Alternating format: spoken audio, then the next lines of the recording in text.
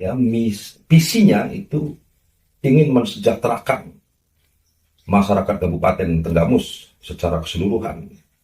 Dan misinya hanya satu, mengeksplorasi atau menggali seluruh potensi kekayaan yang ada di bumi Tenggamus. Karena itu solusi alternatifnya cuma itu, nggak ada lain. Kan gitu.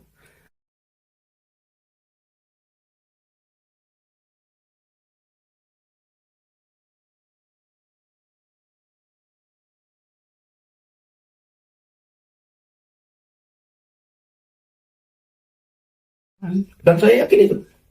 Saya yakin kepulangan beliau ke Kabupaten Tenggamus ini sebagai salah satu bentuk pengabdian beliau terhadap tanah kelahiran. Ya, ini bentuk kepedulian, bentuk niatan ikhlas beliau itu pulang ke Kabupaten Tenggamus dalam rangka untuk merubah semua, ya, baik infrastruktur, kemudian tata kelola keuangan, kemudian pariwisata.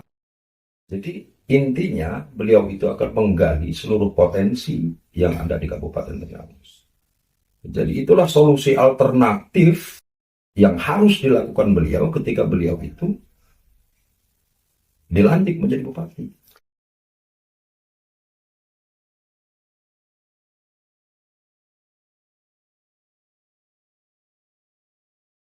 Iya, artinya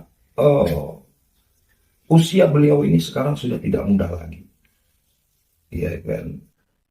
Artinya beliau itu, ini pikiran saya ya, beliau sekarang sedang mengorbankan dirinya sendiri untuk kepentingan masyarakat Tenggamus, di mana beliau itu sebenarnya sudah sangat mapan.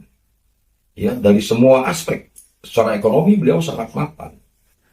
Anak-anak juga sudah. Anak-anak juga semua sudah nggak ada masalah, sudah settle semua. Baik secara ekonomi maupun usaha dan lain sebagainya. Jadi Pak Haji Saleh pulang ke Tenggamus itu adalah dalam rangka ingin mengabdikan dirinya kepada kabupaten tempat di mana dia dilahirkan. Saya pikir hanya itu. Jadi itulah yang saya katakan kepada kawan-kawan di berbagai kesempatan bahwa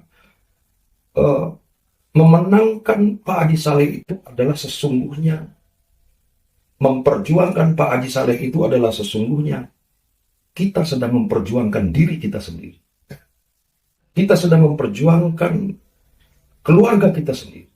Dan yang lebih penting, kita sedang memperjuangkan anak cucu kita sendiri di masa depan. Hanya itu.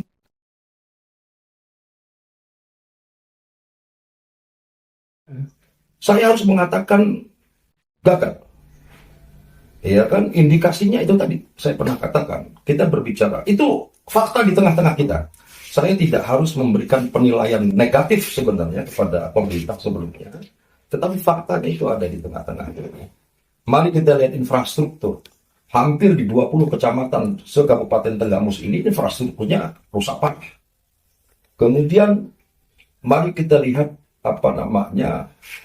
ketersediaan pupuk. Saya sering berkomunikasi dengan masyarakat tani. Mereka semua itu punya keluhan yang sama soal ketersediaan pupuk.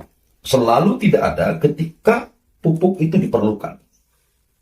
Nah, ini ke depan tidak boleh lagi terjadi. Kemudian masalah BUMD. Faktanya memang begitu. Ada BUMD pom bensin yang dikelola oleh pemerintah Kabupaten Tenggamus itu sampai terjadi kebangkrutan. Nggak masuk di nalar kita, ya, produk atau komoditi yang dibayar cash. Kita kan nggak boleh ngutang di pom, tapi bisa bangkrut. Artinya ada yang salah dengan tata kelola keuangan di pemerintah. Manajemennya itu ada. Tata kelola secara umum itu ada yang salah. Kemudian lagi kita lihat insentif aparatur pekon dalam hal ini adalah Kadus. Kadus itu informasi yang saya terima di masyarakat atau di Kadus, itu mereka menerima 1 bulan itu Rp750.000. Dan pembayarannya itu tidak pasti, tidak rutin setiap bulan. Nah, sementara Kabupaten Tenggamus itu adalah induk daripada Kabupaten Pringsewu.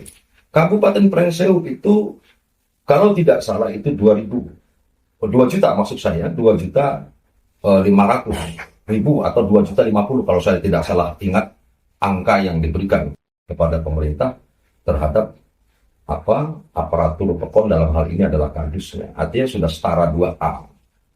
Nah, Tenggamus itu salah satu kabupaten terkaya di Provinsi Lampung dibandingkan dengan 15 kabupaten kota yang ada di Provinsi Lampung. Tapi terhadap kesejahteraan aparatur PEKONnya, faktanya tidak mencerminkan kekayaan itu. Saya pikir itu. Mineral. Dulu pernah ada emas itu, kalau tidak salah ada tambang emas di Kabupaten Tenggamus. Kemudian yang sekarang itu adalah panas bumi, geotermal. Kita ada di bumi Kabupaten Tenggamus. Iya kan? Nah, kemudian potensi pantai kita itu paling panjang dibandingkan dengan 15 kabupaten yang ada di Provinsi Lampung. Kita bisa bayangkan kalau itu dikelola dengan baik, potensi pariwisata itu, terutama di daerah tengah Limau, Cukubalak, dan Kelumbayan itu. Ya kan? Itu bukan hanya destinasi wisata biasa di situ yang bisa dibangun, tapi industri pariwisata itu bisa didirikan di situ. Kita bisa bayangkan ketika ini menjadi sebuah rencana yang bisa diwujudkan, maka dampak ekonomi yang terjadi di wilayah industri pariwisata itu akan terjadi lompatan-lompatan yang sangat signifikan. Nah, artinya di situ bisa menjadi kekuatan ekonomi baru atau sumber ekonomi baru itu akan terjadi di pariwisata itu. Saya meyakini